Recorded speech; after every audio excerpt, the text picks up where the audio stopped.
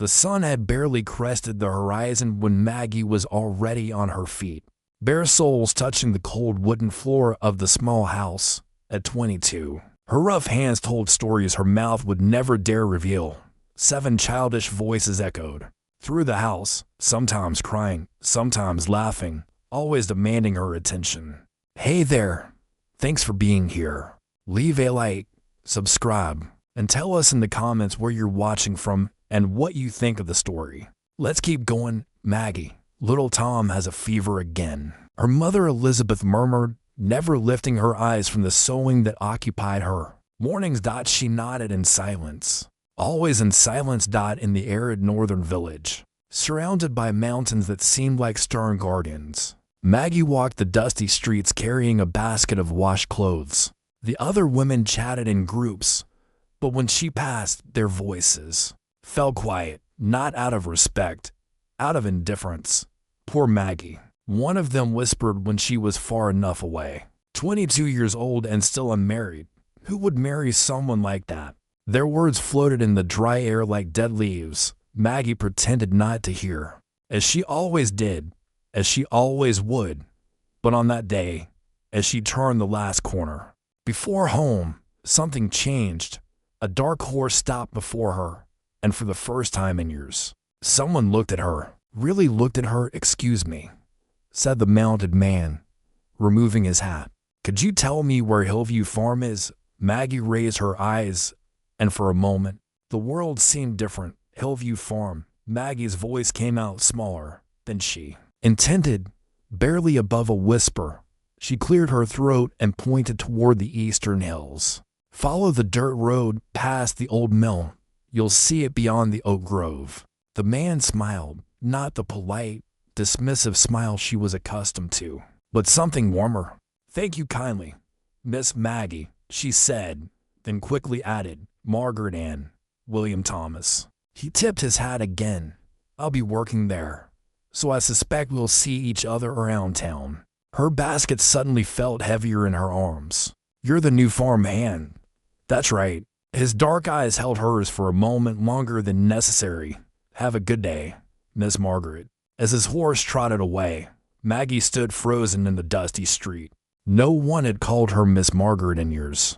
Most people simply called her the O'Sullivan girl or didn't address her at all. At home, she set the basket down with trembling hands.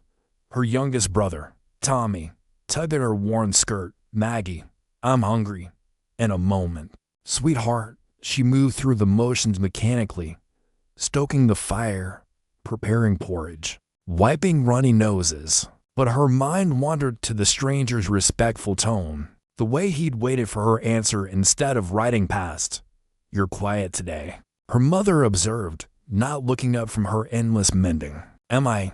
Maggie stirred the pot, watching steam rise like her scattered thoughts. Elizabeth's needle paused. Mrs. Fletcher mentioned seeing you talking to some man in the street, a worker from Hillview, she said.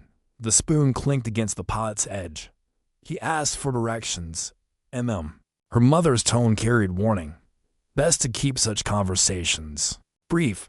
People talk, Margaret, you know they do. That evening, as Maggie tucked the children into their shared beds, little Mary grabbed her hand. You look different today, Maggie. Happy different. She kissed her sister's forehead. Do I? Like when you find a pretty stone by the creek. After the house fell silent, Maggie sat by the window, watching moonlight paint silver paths across the mountains. For 22 years, she'd been invisible, a shadow moving through other people's lives. But today, someone had seen her, really seen her. She pressed her palm against the cool glass, wondering if William Thomas was looking at the same moon from his room at Hillview Farm. The thought made her heart flutter like a caged bird discovering it might have wings after all. Outside, the wind whispered through the valleys, carrying with it the scent of change and the faint promise that tomorrow might be different from all the yesterdays that came before. 3 days passed before Maggie saw William again. She tried not to look for him during her daily walks to the market, but her eyes searched the streets nonetheless. When she finally spotted him hitching his horse outside Murphy's general store, her pulse quickened. He was speaking with old Mr. Murphy, his sleeves rolled up, revealing strong forearms marked by honest work.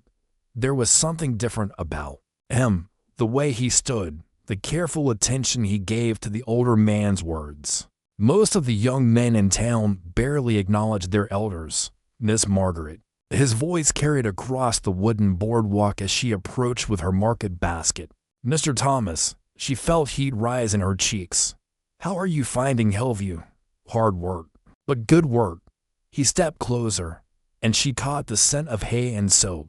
The land there has potential, more than people give it credit for. Mr. Murphy chuckled. This young man's got vision, Maggie. Been asking about crop rotation and soil improvement. Haven't heard talk like that in years. William's eyes found hers. Sometimes the most overlooked places hold the greatest promise. Something in his tone made her wonder if he was still talking about farmland. Well, she said softly, I should let you get back to your business. Actually, William said quickly, I was wondering, would you happen to know where I might find decent work boots in town? Mine are wearing thin. Mr. Murphy scratched his beard. Peterson's cobbler shop, but he's pricey. Most folks around here make do with what they have. There's a traveling merchant, Maggie found herself saying, comes through every Friday. He has good boots for fair prices. Sets up near the church, Friday. William nodded. Would you? That is, if you're planning to be there anyway.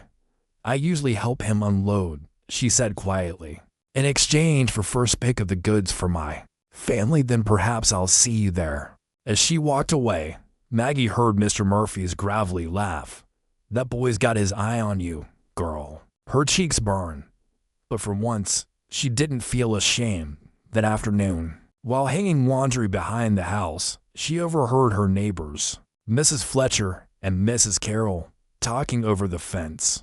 Did you see her chatting with that Hillview worker again? Mrs. Fletcher's voice carried clear disdain. Bold as brass, right there on Main Street. Poor thing doesn't know any better, Mrs. Carroll replied. Living with all those children. No proper guidance. Elizabeth O'Sullivan should keep a tighter rein on her. Mark my words. No good will come of it. A girl like that getting ideas above her station. Maggie's hand stilled on the clothesline. A girl like that, the word stung. Because she'd heard variations of them her entire life. To plain, to poor, to burdened with family obligations to be worth anyone's serious attention. But William had looked at her like she mattered. That evening, as she prepared supper, her father Charles came in from his work at the lumber mill. He was a quiet man, worn down by years of providing for a large family on meager wages. Heard you've been talking to the new fellow at Hillview, he said without preamble. He asked for directions, Papa, and about work boots. Charles studied her face in the lamplight. He treating you with respect. The question surprised her. Her father rarely concerned himself with her daily interactions. Yes, Papa, he is. He nodded slowly. Good. You deserve that much, at least. It was more affection than he'd shown her in years, and it made her throat tight with unexpected emotion. Later, lying in her narrow bed listening to her siblings' peaceful breathing, Maggie allowed herself to imagine Friday's encounter. Maybe William would smile at her again. Maybe they would talk about more than boots and directions. Maybe, for once, she would matter to someone beyond the walls of this house. Friday morning arrived with unseasonable warmth, and Maggie found herself choosing her clothes with unusual care. She settled on her blue dress, the one without patches, save for Sundays and special occasions. Was this a special occasion? She wasn't sure, but her reflection in the cracked mirror seemed brighter somehow. You look pretty today, Maggie, little Mary said, tugging at her skirt as she prepared breakfast. Thank you, sweetheart. She smoothed Mary's unruly curls. Will you help watch the little ones while I'm at the market? The traveling merchant, Mr. Henley, was already setting up his wagon when Maggie arrived at the church square. She'd been helping him for 2 years now, unloading goods in exchange for first choice, and sometimes a small discount. He was a kind man who never made her feel like charity. "Morning, Maggie. You're early today." "Good morning, Mr. Henley." She began lifting boxes from the wagon bed, expecting anyone special. His weathered face crinkled with amusement. "Should I be?" Before she could answer, she heard the familiar sound of horse hooves on cobblestone. William approached on foot, leading his dark horse by the reins. He cleaned up. His hair was combed back, his shirt pressed despite being simple work. "Clothes, Miss Margaret." He touched his hat brim. "Mr. Henley, I presume." "That's right, son. You must be the fellow looking for boots." As the two men conducted their business, Maggie continued arranging goods on the display table. She was acutely aware of William's presence, the low rumble of his voice as he examined the merchandise. "These are fine boots," William said, turning one over in his hands. "Fair price, too." "Maggie here has a good eye for quality," Mr. Henley replied. "She is the one who told you about me." "I'd wager she did indeed." William's gaze found hers across the table. Excellent advice. After completing his purchase, William lingered as other customers browsed the wagon's wares. He helped Maggie arrange bolts of fabric, their hands occasionally brushing as they worked. Each touch sent warmth up her arms. "You have a way with people," he observed quietly, watching her help an elderly woman select thread. "Patient, kind, not much choice in it," she replied. "7 siblings teach you patience whether you want it or not." 7. His eyebrows rose. "And you help care for them all. Mama does her share." "But," she shrugged, not wanting to sound like she was complaining. "But you carry more than your share." It wasn't a question, and something in his tone made her look up. His expression was thoughtful, not pitying, understanding rather than dismissive. "Someone has to, someone, yes, but not always the same someone." Before she could respond, Mrs. Fletcher's sharp voice cut through the morning air. "Margaret O'Sullivan, your mother's looking for you. Says the baby's been crying all morning." The moment shattered. Maggie's cheeks burned with embarrassment. "I should go, of course." William stepped back respectfully. "Thank you for the recommendation about Mr. Henley." As she gathered her few purchases, he added quietly, "Perhaps I'll see you in town again soon." Perhaps. The word came out breathless. Walking home, she replayed every moment of their conversation. The way he listened, really listened. How he'd notice her patience without making it sound like a burden she should simply accept. Most people saw her responsibilities as natural, inevitable, the eldest daughter's lot. William saw them as a choice she made, day after day at home. She found baby James fussing in his cradle while her mother sat pale and tired in her chair. "Where were you?" Elizabeth asked wearily. "He won't settle." Maggie lifted the baby, bouncing him gently until his cries subsided. "Just at the market, Mama. The merchant needed help."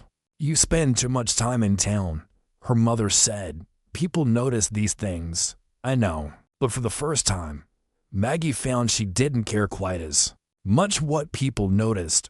That evening, as she tucked the children into bed, Tommy grabbed her hand. "Maggie, will you always live here with us?"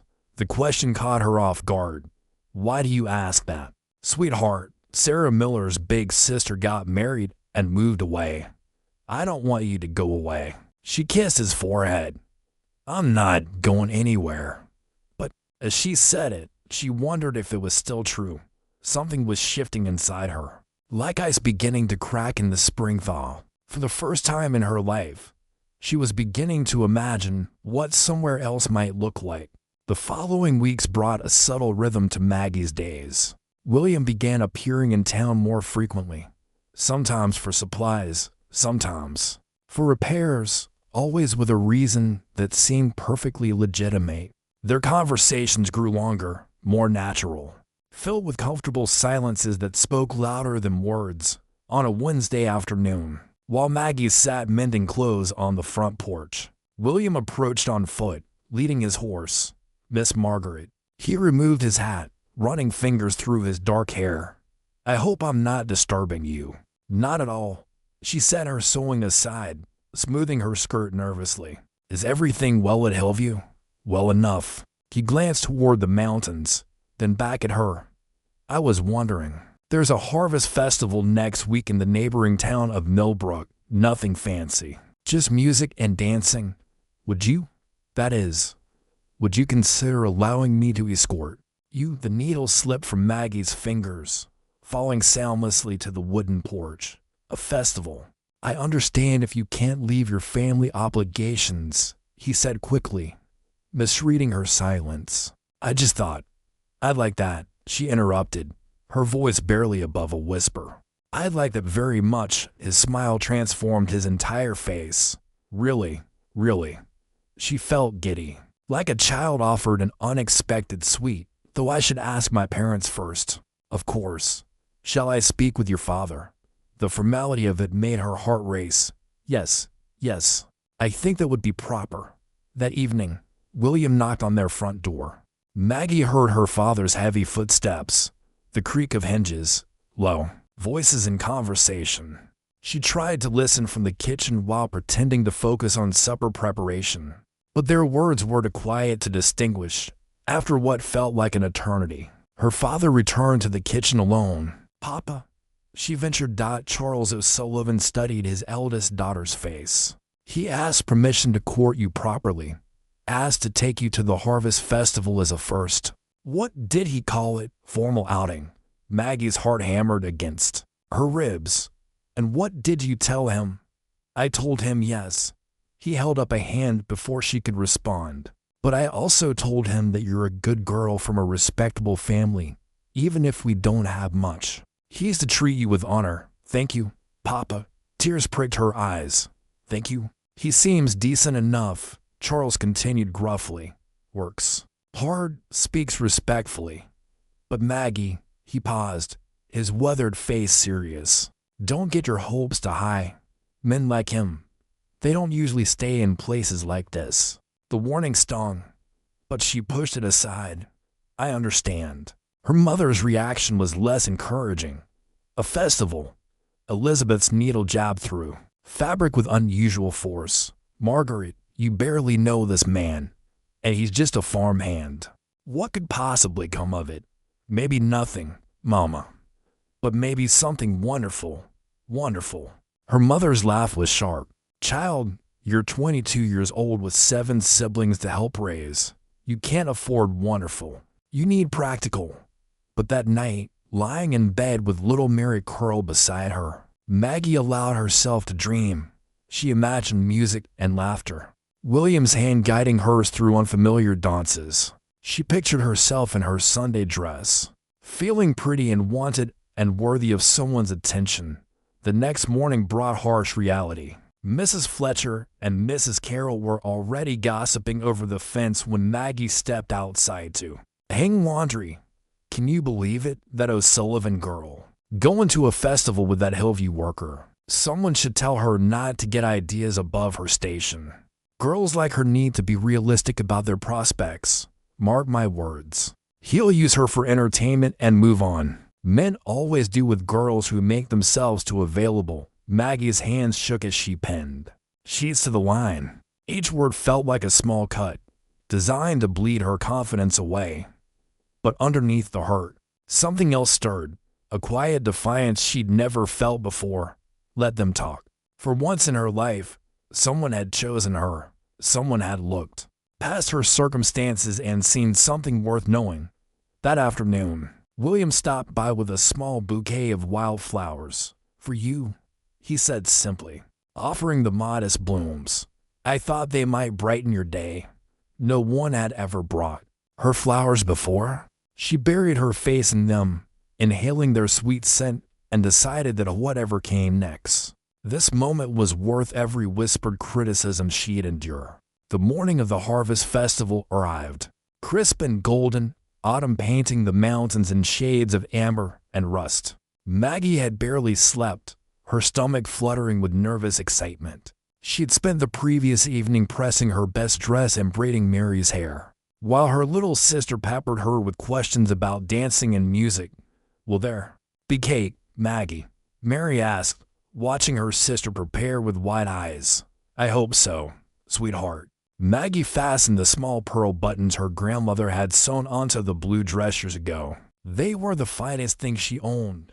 Elizabeth sat in stony silence, her disapproval radiating across the small room. But Charles surprised everyone by approaching Maggie with something wrapped in brown paper. "This was your grandmother's," he said gruffly, pressing the package into her hands. "She'd want you to have it." Inside was a delicate silver locket, tarnished but beautiful.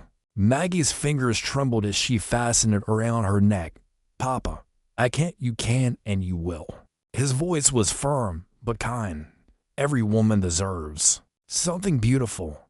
When William arrived with a small wagon borrowed from Hillview Farm, Maggie felt her breath catch. He dressed in his finest clothes, a clean white shirt, dark jacket, and boots polished to a shine. But it was the way he looked at her that made her feel truly beautiful. "Miss Margaret." He helped her into the wagon, his touch gentle and respectful. "You look lovely." The ride to Millbrook took an hour through winding mountain roads. At first, they rode in comfortable silence, but gradually conversation flowed as naturally as the creek running alongside their path. William told her about his dreams for farming, his ideas about crop rotation and soil improvement. Maggie found herself sharing stories about her siblings, her love of reading the few books they own, her secret hope to someday travel beyond the mountains. "You've never left this valley?"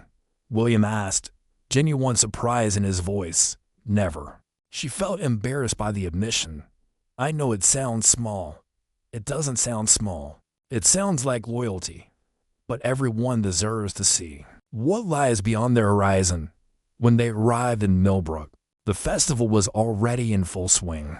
Colorful bunting decorated the town square, fiddle music filled the air, and the scent of roasted corn and apple cider made Maggie's mouth water. She'd never seen anything so lively, so joyful. "Shall we explore?" William offered his arm. They wandered through booths selling handmade crafts and local goods. William bought her a ribbon the color of autumn leaves and insisted she choose a slice of apple pie, while he selected cider for them both. When the dancing began, he led her to the wooden platform erected in the square's center. "I should warn you," Maggie said as couples formed around them, "I'm not much of a dancer." "Neither am I," he admitted with a grin. "We'll figure it out together." The fiddle struck up a lively tune, and William took her hand. At first, Maggie was acutely aware of the other couples, certain everyone was watching her stumble through unfamiliar steps. But gradually, the music swept her away. William's hand was steady at her waist, his smile encouraging when she missed a step. "You're doing beautifully," he murmured during a quieter moment in the melody. "I feel like I'm dreaming," she admitted breathlessly. "Then let's not wake up yet." As the evening wore on, they found a quiet spot on a hill overlooking the festival. Lanterns twinkled below like earthbound stars, and the music drifted up to them on the cool night air. "Thank you," Maggie said softly, "for bringing me here. I never imagined that I could feel so normal, like I belonged somewhere besides a kitchen or a laundry tub." William turned to face her fully. "You belong wherever you choose to be, Margaret. Don't let anyone tell you otherwise."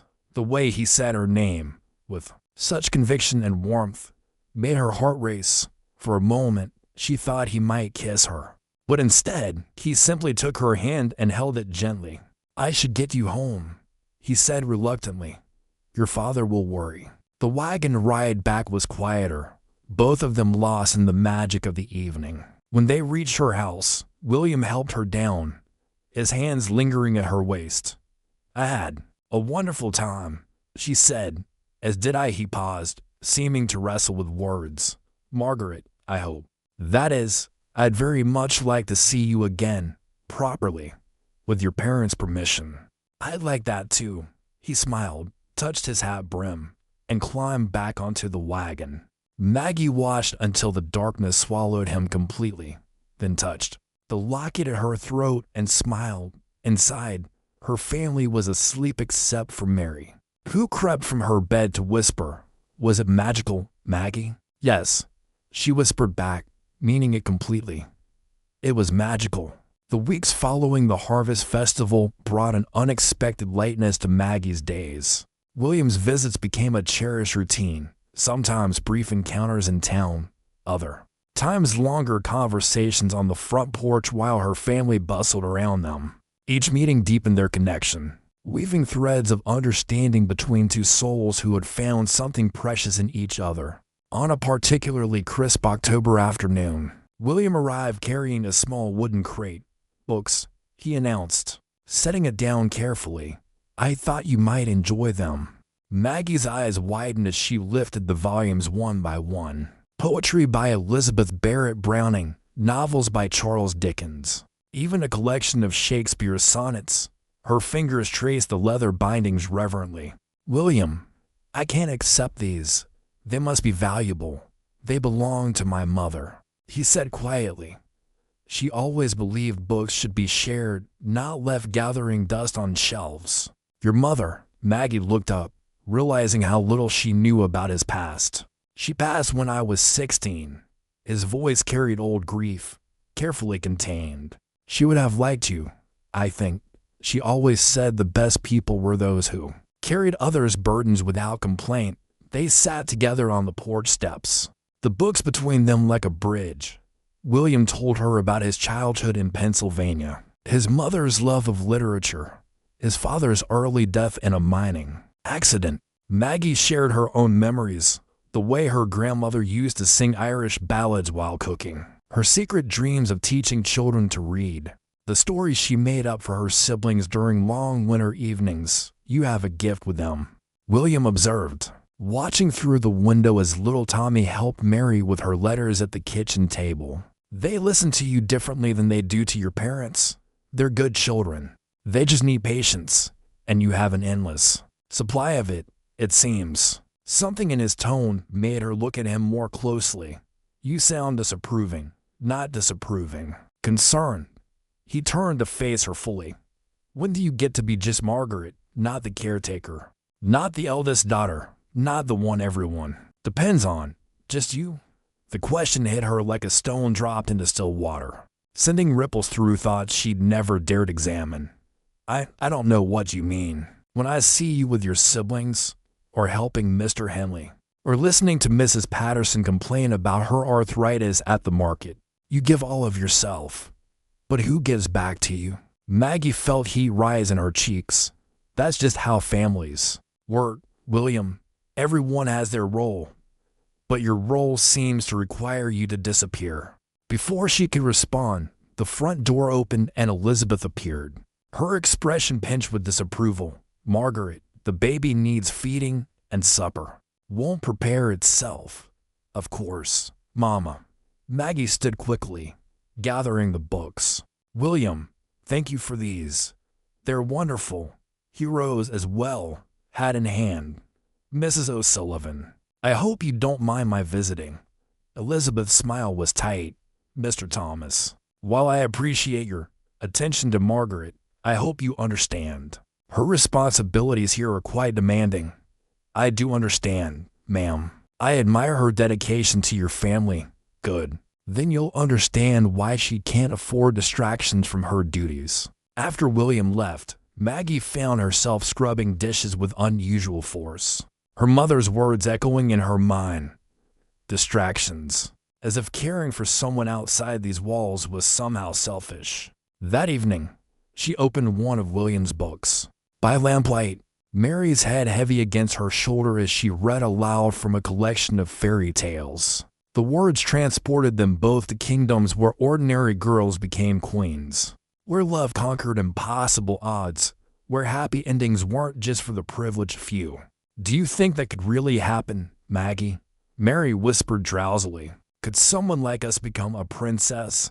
"I think," Maggie said carefully, "that we're already more important than we know. We just need someone to see it." The next day brought an unexpected visitor. Benjamin Shaw, the owner of Hillview Farm, appeared at their door in his finest clothes, removing his hat with exaggerated courtesy. "Miss O'Sullivan," he said, his voice oily with false charm, "I wonder if I might have a word with you." Maggie invited him into their small parlor, curious and slightly uneasy. "I understand you've become acquainted with my new farm hand," Shaw began, settling his considerable bulk into their best chair. "Mr. Thomas has been very kind," she replied carefully. "I'm sure he has." Shaw's smile didn't reach his eyes. "But I feel it's my duty to warn you, my dear. Men who work the land are often transient, here today, gone tomorrow when better opportunities arise." "I'm not sure I understand your meaning, Mr. Shaw." "Simply that you shouldn't build castles in the air based on a few pleasant conversations. Thomas is a worker, nothing more. You'd be wise to keep your expectations realistic." After he left, Maggie sat in the empty parlor, his words settling over her like a cold fog. Was she being foolish? Was William just passing time until something better came along? But then she remembered the way he looked at her, the careful respect in his voice, the books he'd shared because they reminded him of his mother. Whatever Mr. Shaw's motivations for the warning, she wouldn't let his cynicism poison what was growing between her and William. That evening, she wrote her first letter in years, pouring her thoughts onto paper by candlelight. She might not know what the future held, but she knew what she felt, and for the first time in her life, that felt like enough. November brought the first snow to the mountains, dusting the world in pristine white that made everything seem hushed and sacred. Maggie had been reading William's books by the fire each evening, her mind expanding with each page. The poetry especially moved her, verses about love that transcended social boundaries, about finding beauty in unexpected places. On a particularly quiet Sunday afternoon, William arrived with a small bouquet of winter berries, their red brightness stark against the snow. "For brightening a gray day," he said, his breath forming clouds in the cold air. They walked together toward the old oak at the edge of town, their footsteps creating the only marks in the fresh snow. The tree stood ancient and solitary, its bare branches reaching toward the pewter sky like prayers made visible. "Margaret," William began, then stopped, seeming to wrestle with words. "These past months, they've changed everything for me." Her heart began to race beneath her woolen cloak. "Change how?" "I came to this valley looking for work, nothing more. I expected to stay a season, maybe two, then move on." He turned to face her fully, his dark eyes intense. "But then I met you." The words hung between them like snowflakes, delicate and perfect. "William, let me finish, please." His voice was gentle but determined. "You're the kindest person I've ever known, Margaret, the way you care for your family, help strangers, find joy in small things. You make the world better simply by being in it." Tears pricked her eyes. No one had ever spoken to her like this, as if she were something precious rather than merely useful. "I know I don't have much to offer," he continued. "I'm just a farm hand with calloused hands and simple dreams. But what I have, what I am, I want to share with you." He reached for her gloved hands. "I love you, Margaret O'Sullivan, completely and forever." The words she dreamed of hearing but never dared hope for hung in the crystalline air. "William, you don't have to answer now," he said quickly. "I know this is sudden, and you have your family to consider, but I needed you to know how I feel." "It's not sudden," she whispered, finding her courage. "I've felt it too, growing between us like something alive. I love you, William Thomas. I love your kindness, your dreams, the way you see good in everything." She paused, her voice breaking slightly. "I love how you make me feel like I matter." His smile was radiant as fresh snow. "You do matter, more than you know." They stood there, beneath the old oak, hands clasped, breathing each other's joy in the cold air. Around them, the world was silent except for the distant sound of church bells calling the faithful to evening prayers. "What happens now?" Maggie asked. "Now I speak to your father properly. Ask for permission to court you with marriage in mind." The thought both thrilled and terrified her. "My mother won't approve. She thinks I'm reaching too high." "You're not reaching high enough," William said firmly. You deserve every happiness this world can offer. As they walked back toward town, Maggie felt something fundamental shift inside her. For 22 years, she lived as if her dreams were selfish luxuries she couldn't afford. But William's love made her feel worthy of wanting more, of believing. She deserved the kind of happiness she'd only read about in books. That evening, she sat by the fire with little Mary curled beside her, reading aloud from one of William's poetry collections. The words seemed different now, infused with new meaning. "Maggie," Mary said sleepily, "you look like the princess in the story." "Do I?" "Yes. All glowy and happy." Mary yawned. "Like someone cast a good spell on you?" "Perhaps someone had," Maggie thought, touching the silver locket at her throat. Perhaps love was the most powerful magic of all. 2 weeks after their declaration of love, William arrived at the O'Sullivan house on a Tuesday evening, his hat in his hands and determination etched in every line of his face. Maggie watched from the kitchen window as he approached, her heart hammering against her ribs like a caged bird. "Papa," she called softly, "Mr. Thomas is here to see you." Charles O'Sullivan set down his evening paper and straightened his vest. "I figured this day would come." His weathered face was unreadable as he moved toward the front door. The conversation in the parlor stretched on for what felt like hours. Maggie tried to focus on mending Tommy's torn shirt, but her hands trembled with each stitch. Elizabeth sat across from her, lips pressed into a thin line of disapproval. "This is foolishness, Margaret," her mother said finally. "You barely know this man. What can he possibly offer you that's better than the security of your family, love, mama, respect, a chance at my own life, your own life?" Elizabeth's needle jabbed through fabric with unusual force. "This is your life. These children depend on you. Your father and I depend on you. You can't just abandon your responsibilities for some romantic notion." Before Maggie could respond, the parlor door opened and her father emerged, followed by William. Both men's faces were serious, revealing nothing. "Margaret," Charles said quietly, "Mr. Thomas has something to ask you." William approached slowly, his eyes never leaving her face. When he reached her chair, he dropped to one knee, pulling a simple gold ring from his pocket. It wasn't elaborate, a thin band with a small but clear stone, but it caught the lamplight like captured starshine. "Margaret and O'Sullivan," he said, his voice steady despite the magnitude of the moment, "would you do me the honor of becoming my wife?" The room fell silent except for the ticking of the mantel clock and the crackle of logs in the fireplace. Maggie looked at the ring, at William's hopeful face, at her parents watching from the doorway. 7 pairs of young eyes peered around the corner from the kitchen, her siblings, drawn by the unusual formality of the scene. "Yes," she whispered, then stronger, "Yes, William, I will marry you." He slipped the ring onto her finger with gentle reverence, then stood and kissed her hand formally. The gesture was proper, respectful, but the warmth in his eyes promised so much more. "Well," Charles said gruffly, "I suppose congratulations are in order." Elizabeth remained conspicuously silent. Over the next hour, practical matters were discussed.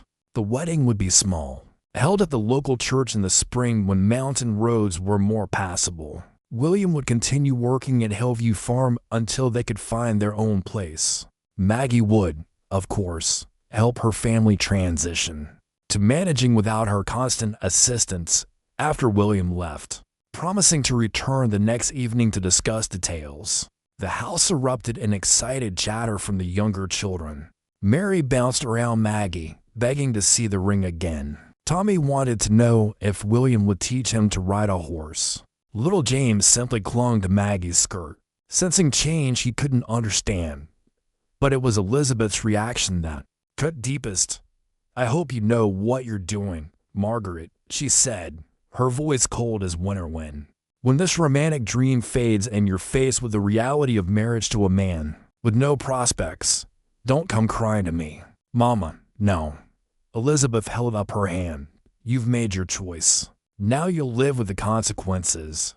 That night, Maggie lay awake long after the house fell quiet, turning the ring on her finger and watching moonlight paint silver squares on the floor. Fear and excitement warred in her chest. Was she making a terrible mistake, trading the security of known responsibilities for the uncertainty of love? But then she remembered William's words. You deserve every happiness this world can offer. For the first time in her life, she was choosing to believe that might be true. Outside her window, snow began to fall again. Each flake a tiny promise that even the harshest winters eventually gave way to spring. News of Maggie's engagement spread through the small mountain village like wildfire and dry brush. By the end of the week, it seemed every woman in town had an opinion about the match, and none of them were kind. Can you imagine? Mrs. Fletcher's voice carried clearly across the market square as Maggie approached with her shopping basket. That plain O'Sullivan girl thinking she can marry above her station. A farm hand from Hillview, no less, Mrs. Carroll added with obvious disdain. Those people are barely better than drifters. Mark my words, he'll abandon her the moment something better comes along. Maggie's cheeks burned, but she held her head high as she passed. The silver locket at her throat caught the morning sun, and William's ring, though simple, felt solid and real on her finger at Murphy's General Store. Even old Mr. Murphy seemed uncomfortable. Congratulations on your engagement, Miss Maggie, he said quietly, but his eyes held worry. I hope, that is, I trust Mr. Thomas treats you well. He does, Mr. Murphy, very well. The elderly man nodded, then leaned closer. Some folks are saying things, child, unkind things. Just remember that happiness is rare enough in this world. Don't let other people's bitterness poison your own. His kindness nearly brought tears to her eyes. Thank you. The worst came that afternoon when Maggie encountered a group of younger women near the church. Sarah Fletcher, the banker's daughter, led the pack with her usual cruelty. Well, if it isn't our local bride-to-be, Sarah said, her voice dripping with false sweetness. I hear you're marrying that field hand from Hillview. How romantic, the other girls giggled behind their gloved hands. Though I suppose, Sarah continued, someone like you can't afford to be choosy. After all, who else would want damaged goods? Excuse me. Maggie's voice was deadly quiet. Oh, come now. Everyone knows you're practically an old maid. And with all those siblings to care for, most men would run from such baggage. Sarah's smile was sharp as broken glass. I suppose you should be grateful anyone proposed at all. For a moment, Maggie stood frozen, every cruel word finding its mark. But then she thought of William's hands holding hers, his voice saying you deserve every happiness this world can offer. And something fierce awakened in her chest. You're right about one thing, Sarah, she said, stepping closer. I am grateful. Grateful that I found a man who sees my family as a blessing, not a burden. Grateful for someone who values kindness over status, character over cruelty. She paused, letting her words sink in. I pity you if you can't understand the difference. Sarah's face flushed red, but before she could respond, Maggie had walked away, her spine straight and her dignity intact. That evening brought an even crueler blow. Mrs. Patterson, the minister's wife, arrived at their door with what she called Christian concern. Elizabeth, she said to Maggie's mother, surely you can see this match is inappropriate. The girl is barely 22 and already taking on the burden of a husband. What about her duties here? I've tried reasoning with her, Elizabeth replied warily. She won't listen. Perhaps if someone spoke to the young man directly, made him understand the damage he's causing to a respectable family. Maggie stood in the kitchen doorway, invisible as always when adults discussed her future. The church board has discussed it, Mrs. Patterson continued. We're concerned about the example this sets for other young women. Perhaps delaying the marriage would be wise. The words hit Maggie like physical blows. Even the church, supposedly a sanctuary of acceptance, was turning against her happiness. That night, William found her sitting by the creek behind their house, throwing pebbles into the water with unusual force. "Rough day?" he asked, settling beside her on the fallen log. "They want us to delay the wedding," she said without preamble.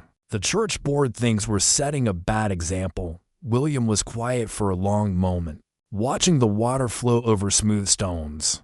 "Do you know why I chose to work at Hillview Farm specifically?" The change of subject surprised her, because it was the only position available. "No, I had offers from 3 different farms when I came to this valley." He picked up a smooth stone, turning it over in his palm. "I chose Hillview because everyone told me not to. Worthless land, they said. Nothing good will ever grow there." He threw the stone, watching it skip across the water's surface. "But I saw potential where others saw failure. Rich soil beneath the weeds, good drainage, perfect sun exposure. It just needed someone willing to see past the surface." Maggie looked at him, understanding dawning. "People in this town have decided what you're worth based on your circumstances," he continued. "Poor family, too many responsibilities, no prospects. But they're wrong, Margaret, just like they're wrong about Hillview land." He turned to face her fully. "I see what you really are. Strong, compassionate, intelligent, beautiful inside and out. Don't let their small minds make you smaller." "What if they're right?" she whispered. "What if I am being selfish, abandoning my family for my own happiness, Margaret?" William said firmly, taking her hands. "You've given 22 years of your life to caring for others. You deserve to be cared for in return." The simple truth of it broke something open in her chest. Spring arrived early that year, painting the mountains in delicate greens and filling the air with the promise of new beginnings. Despite the community's disapproval and her mother's cold silence, Maggie's wedding day dawned clear and beautiful. She stood before the cracked mirror in her small bedroom, wearing her grandmother's ivory dress, carefully altered to fit her slender frame. The lace was yellowed with age but still beautiful, and Mary had woven wild flowers into her hair, daisies and forget-me-nots, that William had picked from the meadows near Hillview Farm. "You look like an angel," Mary whispered, standing on tiptoe to adjust a flower. "The prettiest bride ever." Tommy burst through the door, his face scrubbed clean and his hair slicked down with water. "Papa says it's time to go to the church." Maggie's hands trembled as she picked up her small bouquet, more wild flowers, bound with her grandmother's blue ribbon. After months of community pressure and family tension, the moment had finally arrived. The little stone church sat at the heart of the village, its bell tower reaching toward the morning sky. As their family wagon approached, Maggie saw a modest gathering of people outside, not the crowd that usually attended local weddings, but enough friendly faces to warm her heart. Mert Henley, the traveling merchant, had returned specially for the occasion. Old Mr. Murphy stood with his wife, both smiling broadly. Even Dr. Patterson, the village physician, had come despite his wife's objections. But it was the absence of others that spoke loudest. Entire families who had chosen to stay away. Rather than celebrate her happiness, William waited at the altar in his best suit, his dark hair combed back and his face radiant with joy. When their eyes met across the small sanctuary, everything else faded away. The whispered conversations, the empty pews, the cold stares, none of it mattered anymore. Her father walked her down the short aisle with quiet dignity, his weathered hand steady on her arm. When Pastor Mitchell asked who gave this woman in marriage, Charles O'Sullivan's voice was clear and firm. "Her mother and I do." Elizabeth had remained silent, but she was there, sitting in the front pew with tears streaming down her face. Whether they were tears of sorrow or reluctant joy, Maggie couldn't tell. The ceremony was simple but heartfelt. William's voice never wavered as he promised to love and cherish her. When Maggie spoke her vows, her words carried the strength of someone who had finally learned her own worth. "I take you, William, not just as my husband, but as my partner in building a life filled with love, respect, and hope for tomorrow." Pastor Mitchell pronounced them husband and wife, and when William kissed her, The small congregation erupted in genuine applause. Mary threw flower petals while Tommy whooped with excitement. Outside the church, the celebration was modest but joyful. Mrs. Murphy had prepared a small cake, and Mr. Henley surprised them with a gift of fine china. Even some of the townspeople who had criticized the match offered stiff congratulations. But it was Benjamin Shaw's appearance that truly shocked everyone. The Hillview farm owner approached with an unreadable expression, stopping before the newlyweds. With formal precision, "Mr. and Mrs. Thomas," he said carefully, "I have something important to discuss with you both about your future at Hillview Farm." His tone carried weight that made Maggie's stomach flutter with sudden anxiety. "Perhaps," Shaw continued, glancing around at the listening crowd, "we could speak privately tomorrow. There are developments you should know about." William frowned. "What kind of developments?" Shaw's smile was mysterious. "The kind that might change everything you think you know about your circumstances. Good day." As he walked away, Maggie felt William's hand tighten around hers. Whatever Benjamin Shaw wanted to discuss, it would have to wait. Today was about their love, their commitment, and the beginning of their life together. But the seed of curiosity had been planted, and she couldn't shake the feeling that their quiet happiness was about to become something much more complicated. The day after their wedding, Maggie and William walked hand in hand toward Hillview Farm, the morning mist still clinging to the valley floor. Their small cottage, a wedding gift from her father, sat empty behind them, waiting for their return. But first, they needed to hear what Benjamin Shaw had to say. They found him waiting in the main farmhouse parlor, dressed in his finest clothes and accompanied by a distinguished older man. Neither of them recognized. The stranger wore expensive traveling clothes and carried himself with the bearing of someone accustomed to wealth and authority. "Mr. and Mrs. Thomas," Shaw began formally, "please sit down. What I'm about to tell you will come as quite a shock." William's hand found Maggie's as they settled onto the worn sofa. "Mr. Shaw, if this is about my employment, it's not about employment, son." The stranger leaned forward, his keen eyes studying William's face. "My name is Jonathan Vanderbilt. I've been searching for you for over a year." The name sent a chill through the room. Everyone in the region knew the Vanderbilt name, one of the wealthiest families in the state, with holdings in railroads, mining, and vast estates. "I'm afraid there's been some mistake," William said carefully. "I'm just a farmhand, no mistake." Vanderbilt pulled out a daguerreotype and handed it to William. "Do you recognize this woman?" William's face went pale as he stared at the image. "My mother." "But how did you?" "Because she was my daughter." Vanderbilt's voice carried old pain. "Catherine Vanderbilt, who ran away at 18 to marry a poor miner named Thomas. My pride kept me from following her, and by the time I tried to find her, she had died." Maggie watched her husband's face transform as the revelation sank in. "You're saying my grandson, the legitimate heir to the Vanderbilt fortune?" The old man's voice softened. "I've spent years tracking down what happened to Catherine's child. When I learned you were working under your father's name at a small farm, I thought perhaps." Shaw cleared his throat. "I've known for months, William. Mr. Vanderbilt approached me when his investigators traced you here. I wanted to observe you first, see what kind of man you were before revealing the truth." "And what did you conclude?" William's voice was barely above a whisper. "That Catherine raised a son she could be proud of," Vanderbilt said. "Hardworking, honest, respectful, everything the Vanderbilt name should represent." Maggie felt the world spinning around her. Yesterday, she had married a simple farmhand, accepting a life of modest means and honest work. Today, she discovered she was married to one of the wealthiest heirs in the region. "I don't understand," she said quietly.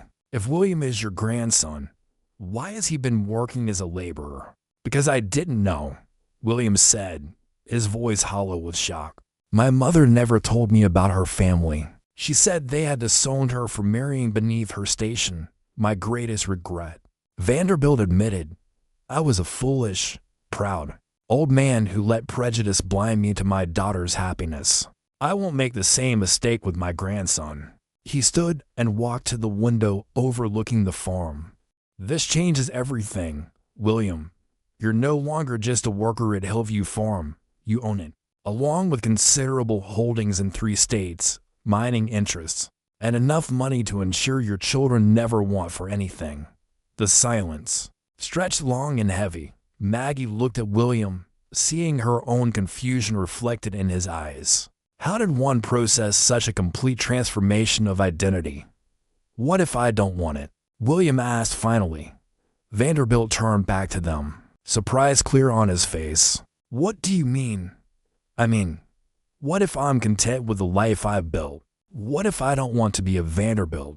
Maggie's heart swelled with love for this man who, even faced with unimaginable wealth, thought first of the simple happiness they had found together. "Think carefully, my boy," Vanderbilt said gently. "This isn't just about you anymore. You have a wife now, perhaps someday children. Don't you want to give them every advantage?" William looked at Maggie, his eyes searching her face for answers to questions they had never imagined having to ask. The walk home from Hillview Farm passed in stunned silence. Maggie and William moved like sleepwalkers through a world that looked the same but felt completely transformed. The modest cottage her father had helped them prepare seemed impossibly small now, weighted with the knowledge of what they could have instead. Inside, William sat heavily at their small kitchen table, his head in his hands. "I don't know who I am anymore, Margaret." She knelt beside his chair, taking his weathered hands in hers. "You're the same man who brought me wildflowers, the same man who saw potential in overlooked land, the same man who made me believe I was worth loving. But what if the money changes things? What if it changes us? It doesn't have to." But even as she spoke the words, Maggie felt uncertainty creeping through her chest like morning fog. Over the following days, news of William's true identity spread through the village faster than wildfire. The same people who had whispered cruel things about their marriage now appeared at their door. With sudden friendliness and elaborate congratulations, Mrs. Vanderbilt, Mrs. Fletcher gushed, her previous disdain replaced by syrupy sweetness. "What a wonderful surprise this must be for you." Maggie nearly corrected her. She was still Mrs. Thomas, but something in the woman's eager expression made her hold her tone. Sarah Fletcher arrived with an expensive bottle of wine and an apology that rang as false as a cracked bell. "I'm so sorry if I seemed unwelcoming before. I simply didn't understand the situation." The transformation was both amusing and disturbing. These same people had made her feel worthless for months, and now they practically bowed in her presence. But it was the changes within her own family that cut deepest. Her mother, Elizabeth, visited for the first time since the wedding, her manner awkward and formal. "Margaret," she said stiffly, "I hope you understand my concerns were only for your welfare." "Of course, Mama." But the words felt hollow. Elizabeth's concerns had been about status and appearance, not Maggie's happiness. Even her siblings seemed different around her now. Tommy asked if she would buy him a pony. Mary wondered if they could have a bigger house. Only baby James remained unchanged, reaching for her with the same trusting smile. The pressure mounted when Jonathan Vanderbilt returned with an entourage of lawyers and accountants. He had grand plans, a mansion in the state capital, positions in the family business, entry into high society. "You'll need proper clothes, of course," he told Maggie during one overwhelming meeting. "A lady of your new standing can't be seen in what you're wearing now." Maggie looked down at her simple blue dress, the same one she'd worn when William first noticed her. It had seemed beautiful then, that evening. She and William escaped to their old spot by the creek. The water flowed as peacefully as ever. Indifferent to human complications. "What do you want to do?" she asked quietly. William skipped a stone across the dark surface. "Part of me wants to reject it all, take you away from here, and build the simple life we planned. And the other part thinks about the good we could do with that money." the school we could build, the families we could help. Your siblings would never want for anything. They sat in comfortable silence, each lost in private thoughts. Finally, Maggie spoke. I fell in love with William Thomas, the farmhand, not William Vanderbilt, the heir. But if becoming a Vanderbilt means we can help people the way we've always wanted to help each other. She turned to face him. Maybe wealth is just another tool. It's what we build with it that matters. William smiled for the first time in days. So we accept the inheritance. We accept it. But we do it our way. 5 years later, Maggie stood at the window of what had once been Benjamin Shaw's farmhouse, now transformed into something far more beautiful. Hillview had become a thriving community where families lived with dignity. Children attended a proper school, and no one went hungry or without medical care. She watched her 3-year-old daughter Caroline chase butterflies through the wildflower meadow, her laughter carrying on the mountain breeze. The little girl had William's dark eyes and Maggie's gentle spirit, along with an irrepressible curiosity about everything around her. Hard to believe it's the same place, isn't it? William appeared beside her, slipping his arms around her waist. Sometimes I wonder if we're dreaming, she admitted, leaning back against his chest. 5 years ago, I was just the invisible O'Sullivan girl. Now you're the woman who convinced the state education board to fund rural schools. The woman who established the valley's first medical clinic.